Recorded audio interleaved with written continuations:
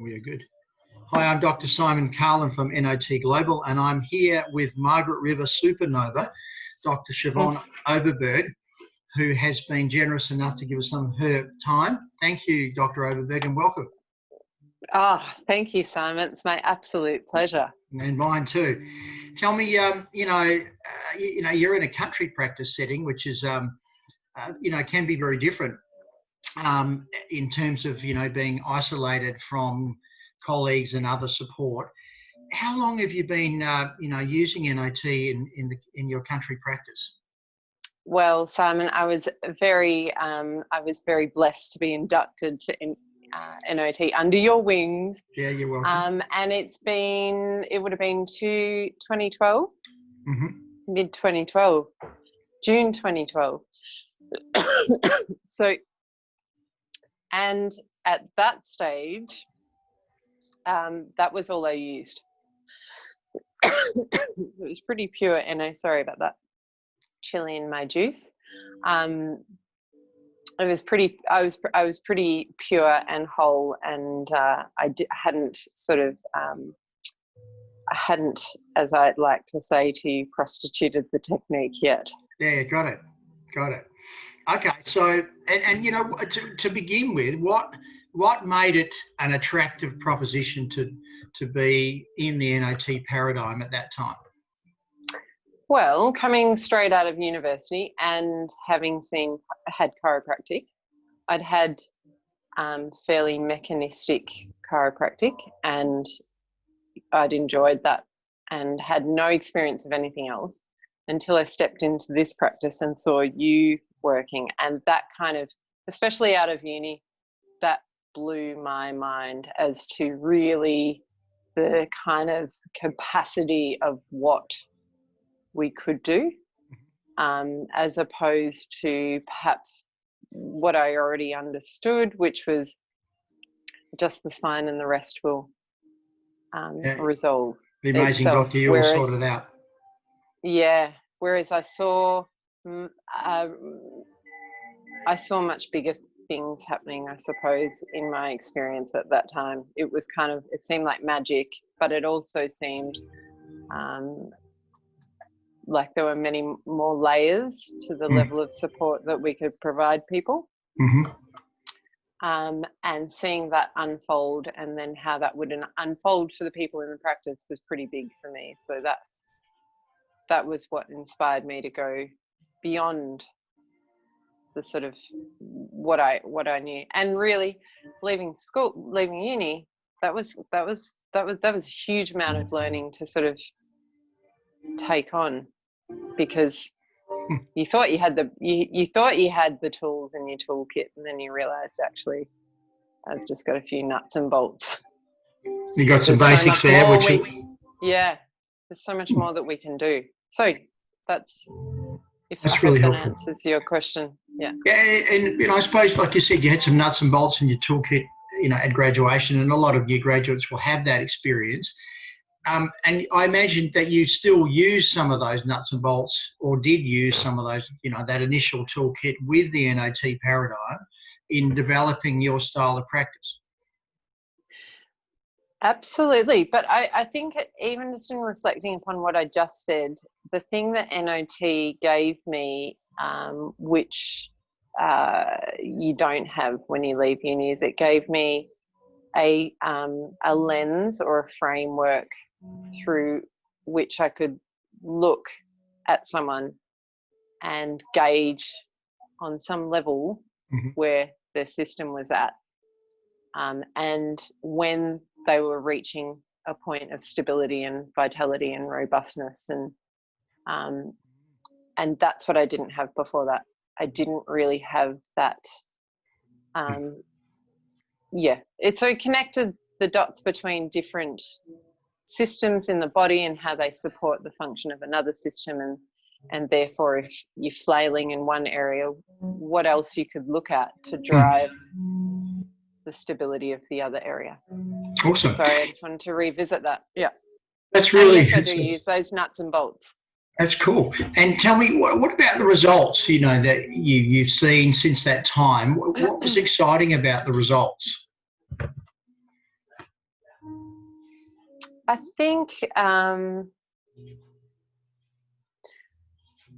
think what is really beautiful about NOT is that it can be, as you said, you can incorporate different other things within that framework to suit the person in front of you. But depending on where that person's nervous system is on that day, they may not be up for that manual adjustment, or they may not be robust enough to receive a bigger input. And NOT is gentle, and it's going to help stimulate and up some things, calm other things, put fuel in their tank. I think for the individuals lying on the table, that they can get up and that their posture is propped up. You know, those things, they're apparent to the individual, and they feel different, and they can breathe better, they can oxygenate better without even giving a manual adjustment. That's pretty amazing, I think.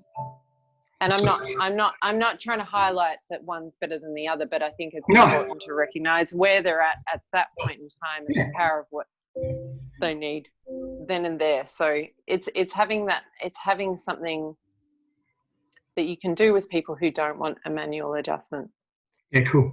And I suppose that's one of the things that we emphasise in the training process, is that we honour the skill base you have, and then layer the new skill base in. And like you said, that opens up a whole range of possibilities that you didn't have before. And I think you've really eloquently kind of given us a window into that. And you've been doing other training too that has started to help you, I suppose, support people in other ways. I know you've been in NET, and I know you've done some neuro training over the last couple of years. Perhaps you could just tell us about how those different approaches dovetail in to the NET paradigm, and where that's taken your practice. I think to begin with, NOT, sort of the subsequent training that I've done has really, I didn't realise the power of what I was doing with NOT until I've started to do more of that neuro stuff, and really understood better the circuitry involved and the reflex systems involved, which Carl Ferrari has very beautifully, that's been in place for a long time, and I'm sort of learning this now, but understanding it more, understanding the kind of the different reflex systems in a it's actually making sense to me now, I suppose, rather than just learning it. But I've been doing it, and that's the cool thing. But yeah, I am dovetailing it with a whole lot of other different things, and I'm dovetailing it with some ABC postural adjusting. I'm dovetailing it with NET when that shows up for an individual, and I'm also fitting it within the framework of what I'm learning currently, which is more of that functional neurology approach to looking at posture, identifying if there is some hemisphericity, so underactivity or fatigue of one side of the brain, and therefore how would I stimulate that side of the brain appropriately if I need to, based on functional testing that I'm using more and more in practice. But it's probably just the framework is still there. I'm still using everything I've learned, but I'm adding in the postural adjusting as and when that individual is robust enough to receive that. And I'm just trying to fine tune how I might stimulate some things and try and calm and regulate other things. Wow. It's very inspiring to speak with you today, because I can really see that you've developed a whole process which is making a big impact in your community. So that's really enriching for me to hear that, and I know that the others who will log into our presentation today will also be enriched. That you've come such a long way in such a short time. So Oh, well done, yeah. Dr. O. And you're doing all Thank this you. great work, and and layering different elements into your care. So well done, number one. Thank you. It's just an Thank you. incredible outcome in just a short career time frame so far.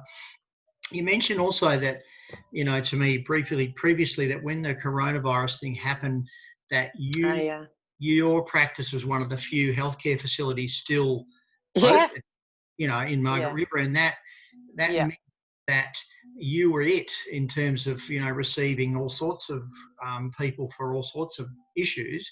Yes. Just a bit about that and how your NOT experience and your functional neurology and other technique experience helped you to solve some of those calamities, really, that that only country providers really understand. Because in my experience, limited as it may be, that the country people don't always get that level of intervention that the city people do, and so you tend to see just way more complex and kind of degenerated in a way systems than you would otherwise. Just share with us a little, maybe a little bit about that. Well, I think in the space of the first 2 to 3 weeks, I'd say in that first week when we had, I think, was it 3 stages of lockdown, or it felt like the carpet was being pulled out from under our feet. I had already planned my 6-month break, thinking that we were not. Excellent. So I was not rudely surprised, but when I realized that we were essential services, I was deeply questioning whether that we were essential services. And I tell you what, I've had my awakening. We are essential services. Yeah, cool. That's really great.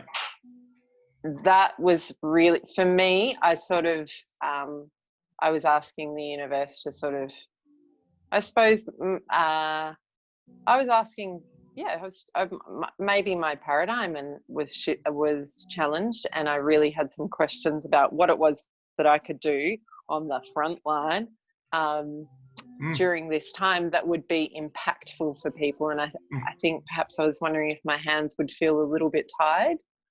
I am on the other end of, while everyone else has had a little break, we got slammed, and we got slammed with some of the most hardcore things that presented to hospitals that drugs wouldn't touch the side of, because stress levels were high, and obvious that it wasn't a physical issue driving the breakdown necessarily, but it has been really quite a gift to be able to support people through that and to see the huge transformations taking place for them.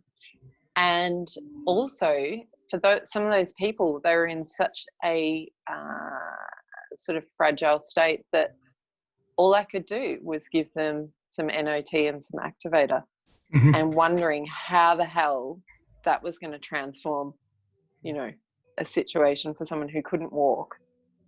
And I can't count the number of sort of examples I have of that being all that I've done. And those people getting up off the table and just saying they feel phenomenal. So that's awesome. It's been quite it's been quite powerful in terms of reinforcing that we have a really vital role to play for people in crises, and that the gratitude for people coming in here to be able to come in here and there's some level of normalcy, and that there's and that connection. Whenever I will proudly say I have not self-isolated once throughout this period. You've been swamped. I've been more connected than ever. Yeah, cool. That connection. Yeah. That's felt on a scale of 0 to 10. That's felt like a 15. Yeah, right. So it made your world purposeful in your practice. Purposeful. Yeah. Yeah. Wow, that's fantastic! What a great story. Yeah, so it really surprised me, because I thought maybe we'd be shutting up shop and And going here to you ground, are, but it really flaming didn't happen. torch Hey, goes on. I won't be eligible for JobKeeper. I thought I was going to get the dole for the first time in my life. Yeah, right. Okay. Yeah. Instead, you're a flaming torch making a difference in Margaret River. Well done. Well, Wow. a lot of people have been really felt really supported. So that's nice. That's awesome. Great. Yeah. Wow, that's a super story. Just in a brief overview now, if you would, your practice setting now, how would you describe it, in terms of how you look after people when they're new, and, how you follow up? Do you have care plans with people? That sort of, the nuts and bolts of, applying the NOT process within the care framework you run. Well, there was a pretty well structured care framework that you set up, Simon. Thank you very much. You're welcome. You're welcome. And obviously, I think that was more of a 12-week kind of time frame. Mm-hmm. Realistically, I think that when someone comes into the practice, we'll do, we'll do whatever testing we need to do, whether that be X-rays or any other kind of testing upon seeing them as a new patient and doing a report of findings. Usually, I'm depending on that person, I'm going to try and they'll watch a Quest video, which is sort of pre-frames their care and the healing sort of journey, which is really helpful. Yep. We'll do a pre-care appointment, which really gives that bigger picture sort of scope to what it is that we're doing in terms of their function. So sort of setting up an overview for them. Yeah, to give them a sense of the fact that really the symptoms it's a secondary issue of something, much bigger potentially going on for them, and start to join the dots for them. And really, the first 6 weeks is probably that time frame that we'll work towards having a re-exam, and at that re-exam, we'll then take it from there. So, but I found that really helpful, just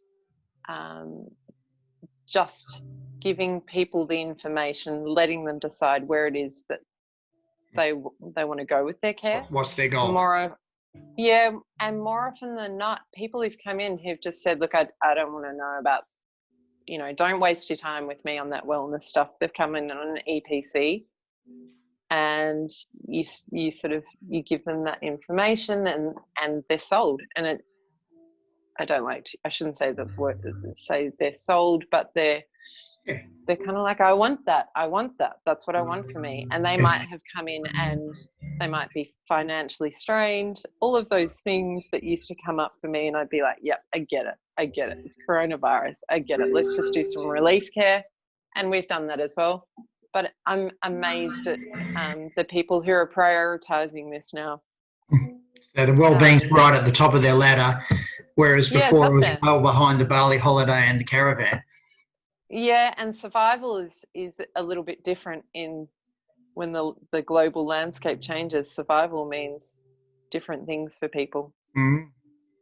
Cool. So yeah, that's probably, and when we get to that 6-week re-exam, some people opt to carry on, or their circumstances might mean that we have to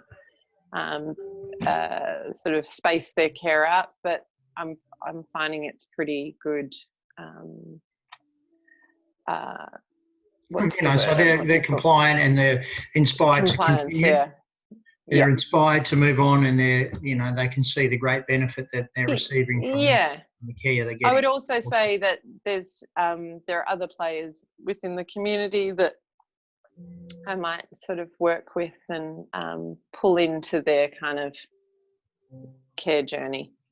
Yeah, cool. So it's not, So you can do your key and vital and essential process, and there are lots of people who come in thinking, well, I won't do that, but then they do. And there are people where you're making referrals or completing their care because they've got to where they wanted to get to. Yeah, exactly. Yep. Awesome. Or we just bring in other things to support them. Yeah. Other dimensions. Great. Yep. Dr. O, fantastic to be with you today, and I really appreciate your time. Thank you so much. It's just been wonderful to hang out with you, really, and to hear all the, just the amazing things that are going on in your practice. So I'm really buoyed by that, and I'm sure that that others will be too. So I really appreciate your time and look forward to catching up with you in person very soon. Yeah, sounds great. Sounds great. Okay. Thanks, Simon. Thanks for inspiring the masses. You're welcome. I intend to continue to do that. All right. Great. Thank you. Take care, and I'll see you very soon. All right. Bye. Bye.